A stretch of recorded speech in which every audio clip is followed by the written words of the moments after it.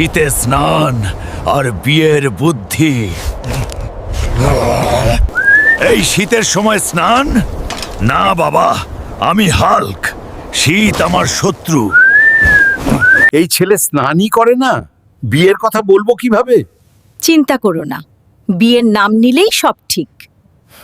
Hulk বেটা, শোন, তোর জন্য নাকি বিয়ের মানুষ আসবে। কি? সত্যি? তাহলে তো আমাকে হিরো লাগতে হবে। বিয়ে যদি হয় শীতও হার মানবে। হাল্ক 1 মাস ধরে প্রতিদিন ঠান্ডা পানিতে স্নান। ভাগ্যিস বিয়ের কথা বলেছিলাম, না হলে স্নানই করতো না। বিয়ে? আরে এখনো তো কিছু ঠিক হয়নি।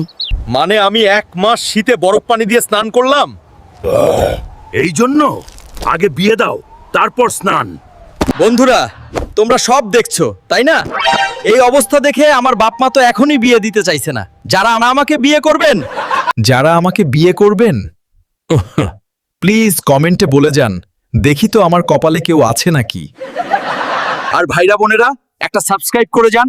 এই ভিডিওগুলো বানাতে সত্যই অনেক কষ্ট হয় আমাদের। সাবস্ক্রাইব করলে বিয়ে দ্রুত হবে।